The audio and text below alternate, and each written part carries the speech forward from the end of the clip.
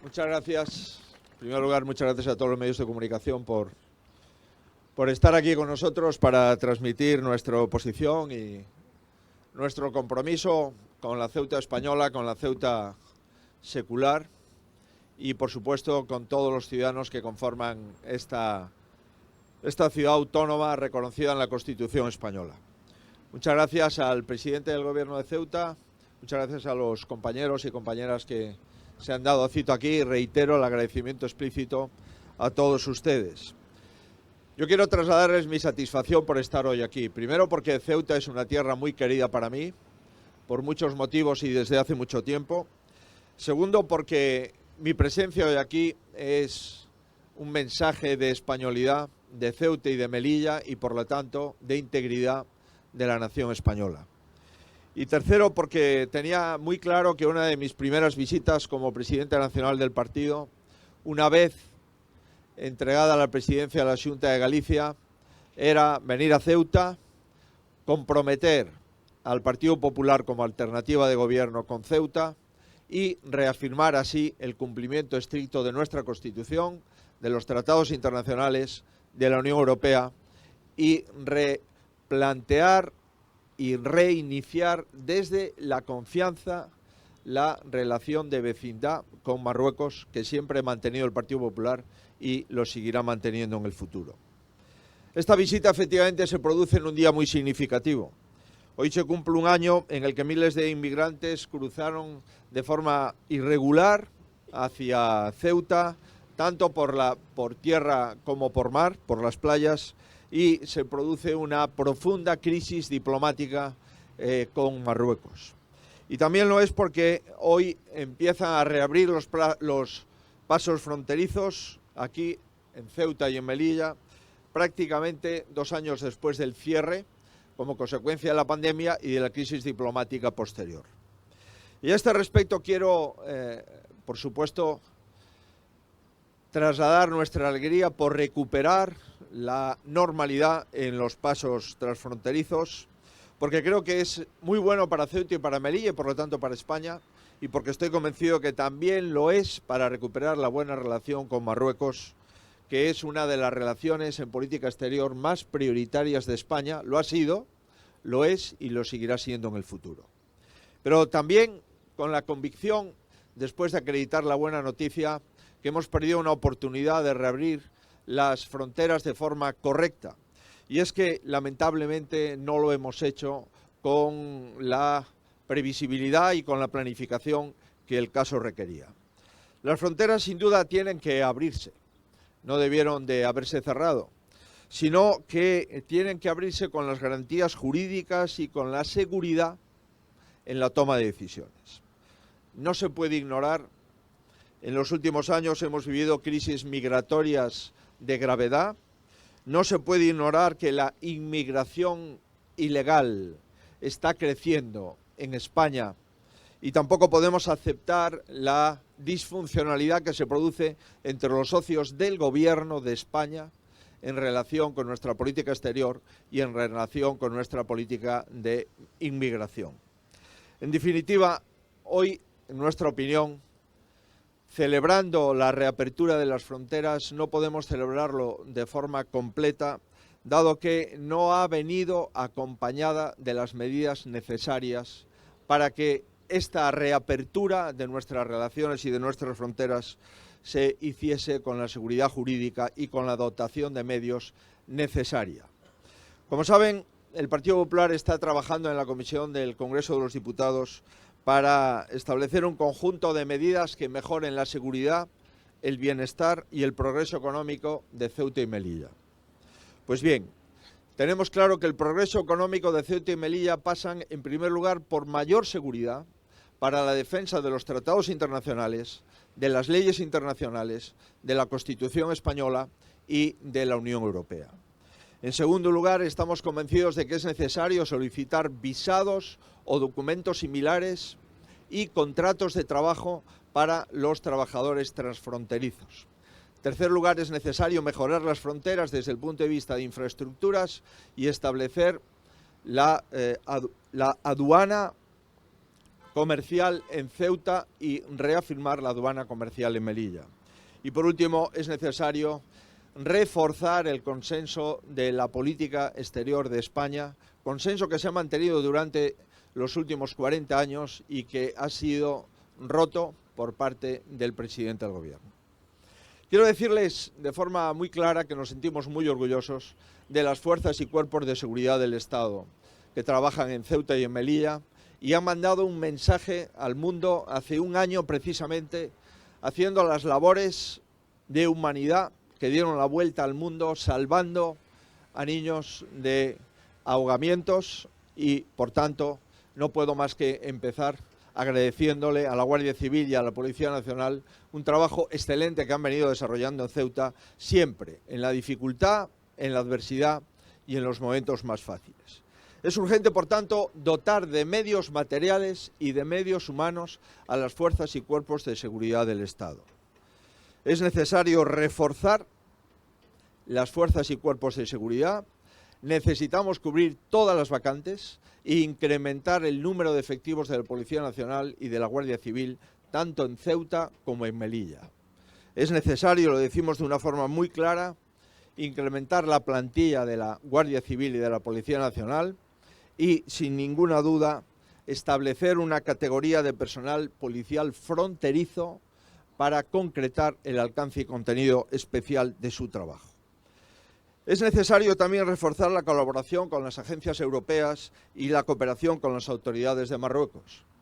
En definitiva, queremos reconocer el excelente labor de las fuerzas y cuerpos de seguridad, queremos comprometer la cobertura de todas sus vacantes y queremos comprometer también el incremento de la plantilla de la Guardia Civil y de la Policía Nacional, porque la necesitamos, porque estoy convencido que es la garantía del cumplimiento de los tratados internacionales, de la Constitución española y de los tratados de la Unión Europea. En segundo lugar, decimos que la apertura de la frontera se hace de forma incompleta porque no hemos trabajado en la eliminación o en la revisión sustancial del Tratado de Schengen para que todos que acceden al territorio español puedan hacerlo a través de un visado o documento similar o de un contrato laboral para los trabajadores transfronterizos. Debemos de recuperar el tránsito de acuerdo con los visados o documentos específicos y también los trabajadores transfronterizos, que es un hecho relevante, diario, normal en esta frontera. En tercer lugar, reabrimos la frontera de forma incompleta porque no hemos remodelado los pasos fronterizos y porque no hemos instalado la aduana comercial en Ceuta y la reapertura de la aduana comercial en Melilla. Deberíamos haber acometido las obras de remodelación de los pasos transfronterizos para evitar colapsos y para favorecer el paso ordenado tanto de personas como de mercancías. Y deberíamos también de hacer la reapertura de la aduana comercial en Melilla y establecer una aduana comercial en Ceuta para cumplir así los tratados internacionales y nuestros compromisos como europeos. Y por último, lamentablemente hemos reabierto las fronteras, pero rompimos el consenso de Estado en relación con nuestra política exterior con Argelia, Marruecos, el Sáhara y Naciones Unidas. 40 años de consenso se han roto de forma unilateral por parte del presidente del Gobierno sin explicarnos en qué consiste esa ruptura, cuál es la posición de España en esa ruptura y qué es lo que hemos mejorado en relación a nuestra posición inicial.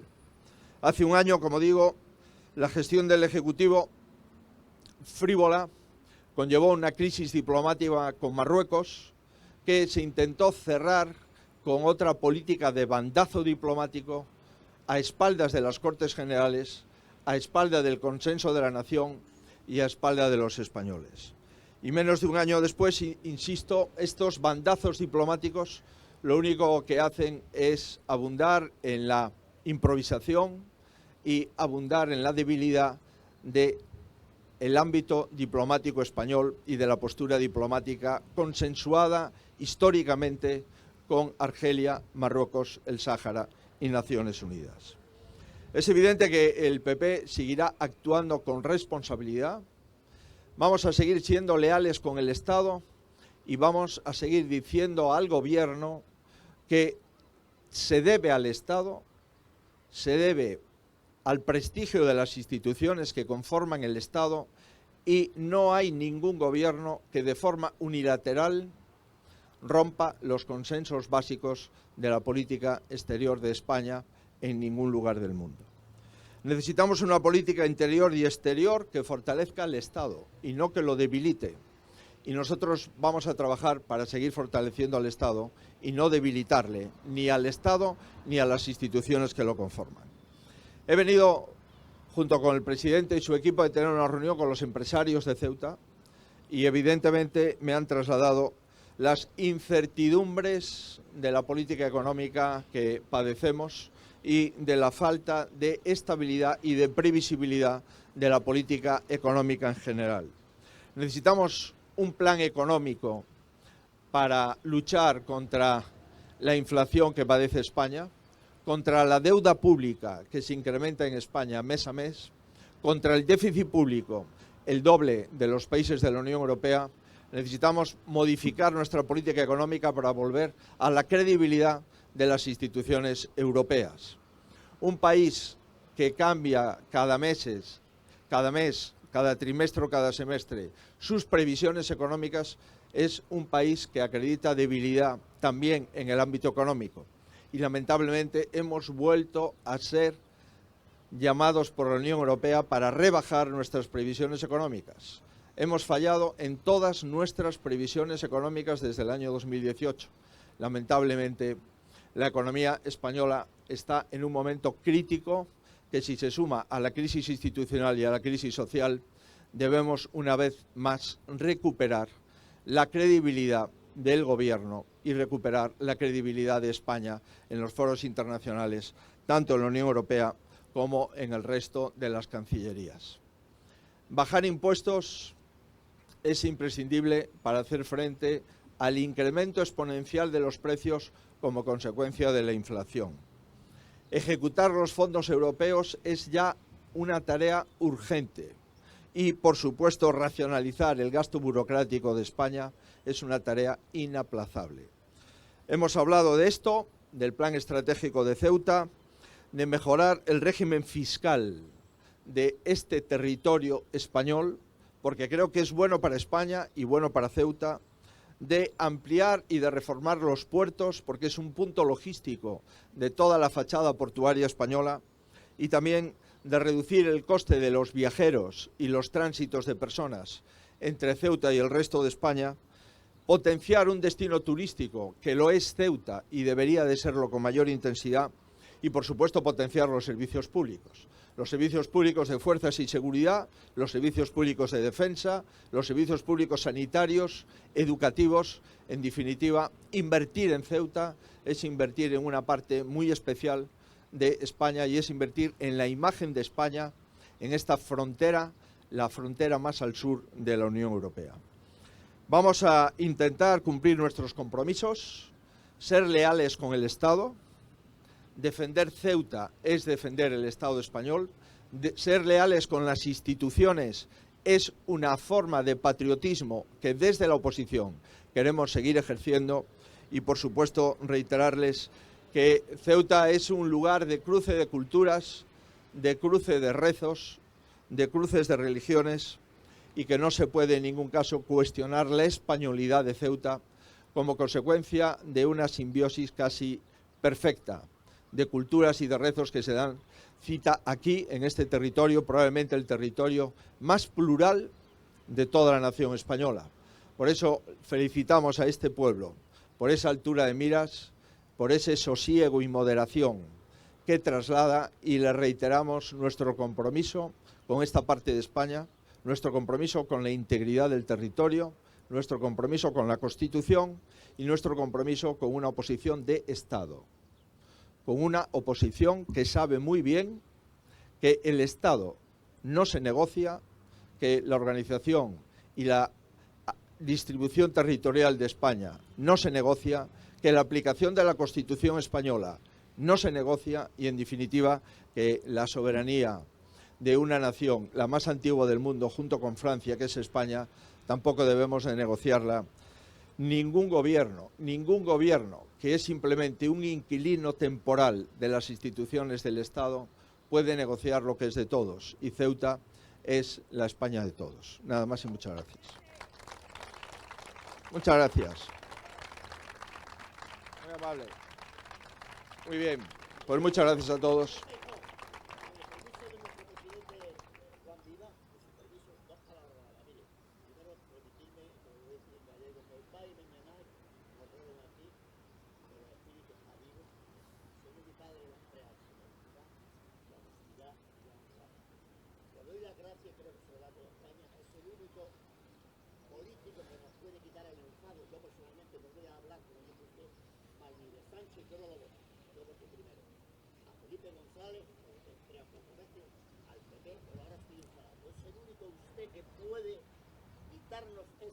Muchísimas gracias y hasta los niños.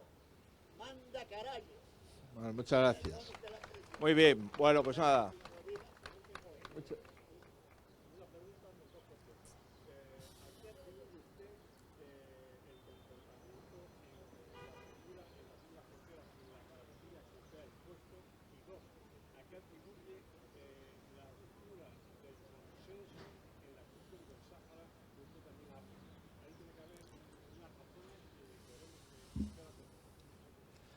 Quiero decirles que desconocemos cuáles son las razones del presidente del Gobierno por romper el consenso de nuestras relaciones internacionales con Marruecos, con Argelia, en relación con el Sáhara y en el contexto de Naciones Unidas. El presidente del Gobierno no ha dado ninguna explicación al respecto y nosotros no tenemos ninguna información directa ni indirecta. No la tenemos ni por qué mandó esa carta de forma unilateral, de por qué se la ocultó a las Cortes Generales, de por qué tuvimos que enterarnos a través del Reino de Marruecos del cambio histórico de nuestras relaciones con Marruecos, Argelia y el Sáhara, y tampoco tenemos ninguna información de cómo fue la visita del presidente del Gobierno y la audiencia con el rey de Marruecos. Vivimos en una nebulosa desde el punto de vista de nuestras relaciones con Marruecos y desconocemos el contenido y alcance de las mismas. Lo que sí le digo es que las Cortes Generales han reprobado esa actitud y que el Gobierno se ha dividido también en esto y que el presidente del Gobierno acudió a Rabat sin el apoyo de las cámaras españolas, en definitiva sin la soberanía nacional. Eso es un hecho histórico.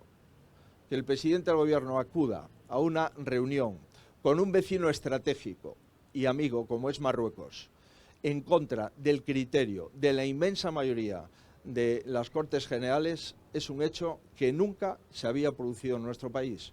Por tanto, seguimos ante decisiones ocultas, desconocidas y, sin ninguna duda, decisiones que ponen en tela de juicio la fortaleza del Estado español.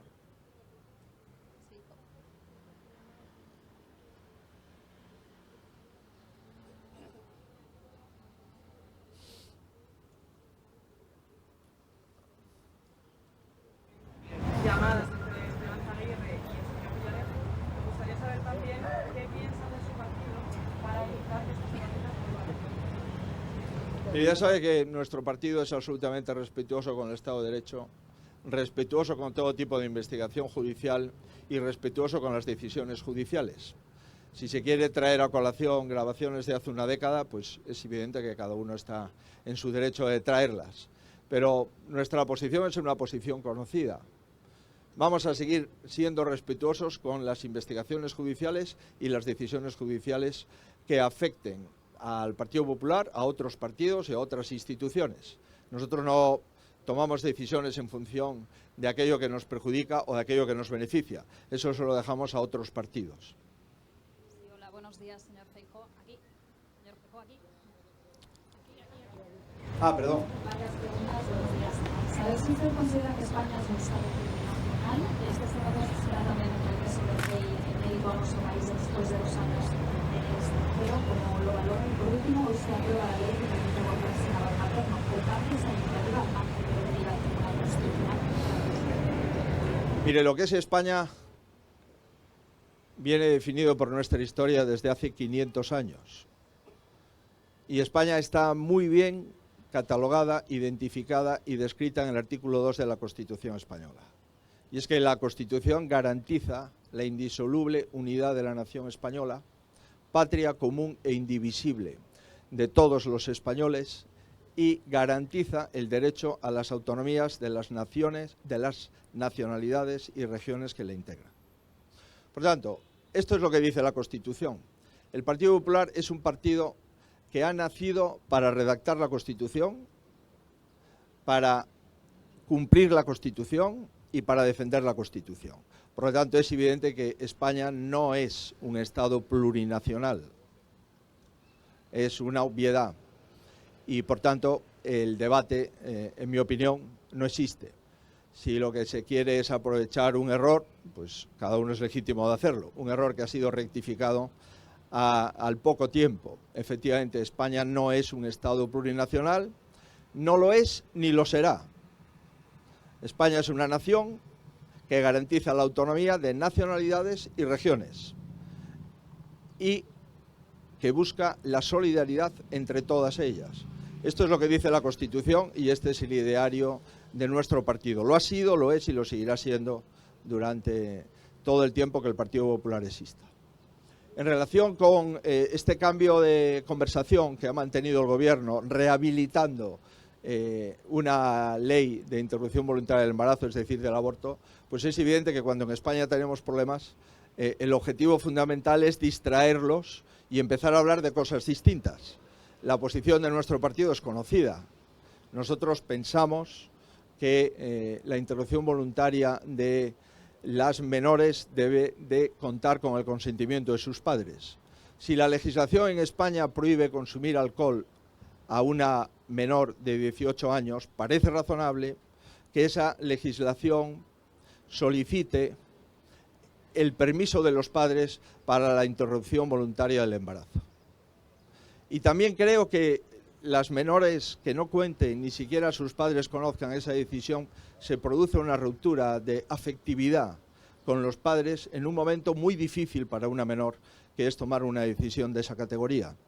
Por tanto, nuestra posición es una posición conocida, por eso hemos reformado la ley.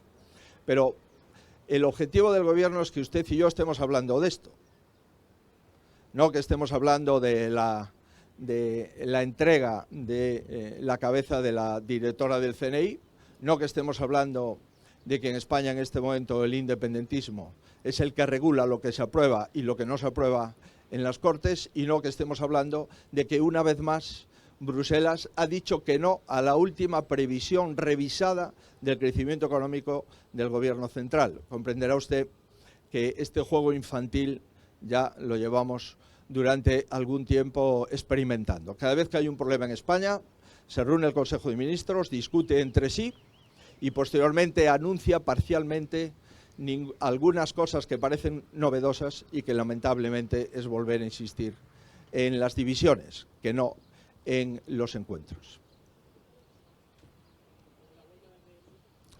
Pero usted, yo soy absolutamente partidario de que el rey emérito, si lo considera oportuno, pueda volver a su país.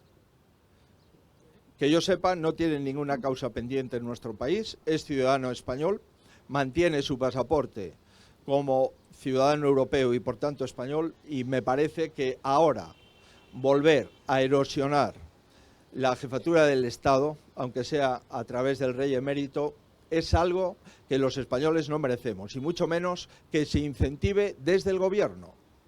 Y es que es la primera vez que tenemos un Gobierno en España que está creando y fracturando la jefatura del Gobierno. Y creo que eso es un grave error, un gravísimo error, que una parte del Gobierno esté cuestionando la jefatura del Estado y que la otra parte del Gobierno esté, de alguna forma, omitiendo la defensa de la jefatura del Estado. El rey emérito no tiene causas pendientes en nuestro país y tiene todo el derecho a visitar o a regresar a España según su decisión personal. Muy bien, Ah. quería hacer una última pregunta sobre la reforma, Muchas gracias. la reforma de las pensiones. Gracias. Sobre la reforma de las pensiones. ¿Será supedita a la reforma europea o la reforma de las pensiones? Me parece razonable que los Estados miembros cumplan los requisitos para poder obtener los fondos. Y los requisitos son los pactados para recibir los fondos Next Generation. Y con un país que acaba de acreditar el Banco de España con un 118% de deuda sobre PIB, con casi 1,5 billones de euros en deuda, con 200.000 millones más de deuda en el año 20 y 21, comprenderá que es un país en el que Europa se fije de una forma especial. Por tanto, cumplamos nuestras reformas estructurales para poder recibir la deuda pública europea. Ese era el trato.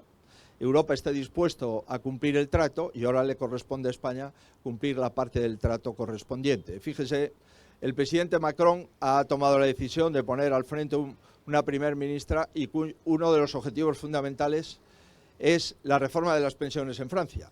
Imagínense si Francia lo está haciendo, cuán necesario sería que se hiciese en España.